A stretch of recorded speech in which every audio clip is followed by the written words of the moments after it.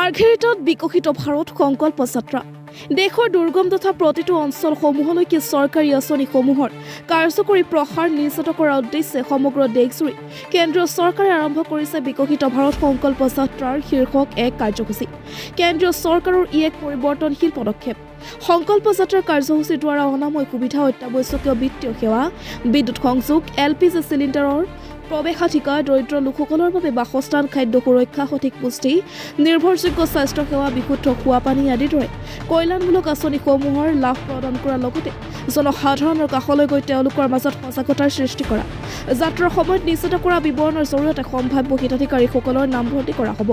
আজি মাৰ্ঘেৰিটা বিধানসভা সমষ্টিৰ অন্তৰ্গত কেটেটং আৰু বৰগোলাই গাঁও পঞ্চায়তত বিকশিত ভাৰত সংকল্প যাত্ৰাৰ কাৰ্যসূচী অনুষ্ঠিত কৰা হয়।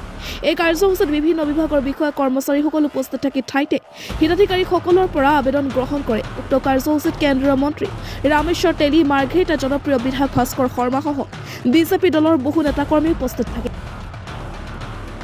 মাৰ্ঘেৰিটাৰ পৰা Mitu Baruah report, news 24 update. বিকশিত ভাৰত, বিকশিত অসম, মোদীৰ গেৰাণ্টি। সমগ্ৰ ভাৰতবৰ্ষৰ লগতে অসমত সমগ্ৰ পঞ্চায়ত বা ৰুৰেল এৰিয়াবিলাকত মোদীৰ গেৰাণ্টি ভানখন ইতিমধ্যে আমাৰ মাৰ্ঘেৰিটা সমষ্টিত আহি পাইছে।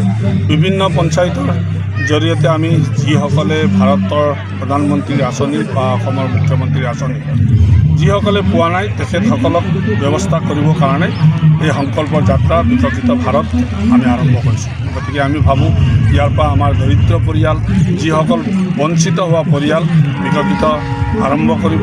সিহঁতৰ সুৰক্ষাৰ কাৰণে আমি যিখিনি কৰিব লাগে, তেখেতসকলে যিখিনি বঞ্চিত আঁচনিৰ পৰা জড়িত নোহোৱাকৈ আজি জীৱন যাপন কৰি আছে, তেখেতসকলক আমি সজাগতা কৰিবৰ কাৰণে এই বিকশিত ভাৰতৰ ভেনখনৰ লগত আমি জড়িত হৈছোঁ। গতিকে আমি বিভিন্ন মাৰ্ঘেৰিটা সমষ্টিৰ পঞ্চায়ত অলপ আগতে আমি কেটেটং পঞ্চায়তত কৰি আহিছোঁ, এতিয়া আমি বৰগোলাই পঞ্চায়তত কৰি আছোঁ।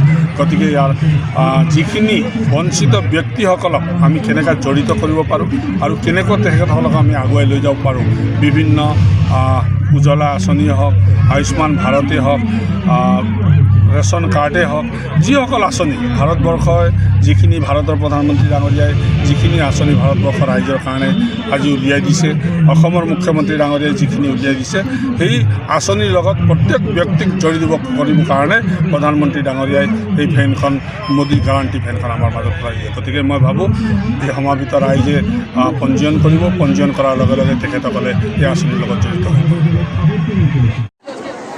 বিকশিত ভাৰত সংকল্প যাত্ৰাৰ ইতিমধ্যে মোদী চৰকাৰৰ গেৰাণ্টি গাড়ী প্ৰত্যেক পঞ্চায়তত গৈছে আৰু আজি কেটেটং পঞ্চায়তত মোদী গেৰাণ্টিৰ গাড়ীখন ইতিমধ্যে উপস্থিত হৈছে। ইয়াত ইতিমধ্যে 1000 মানুহ ইয়াত উপস্থিত হৈছিল আৰু খুব সুন্দৰভাৱে গাড়ীখনক আদৰা হৈছিল।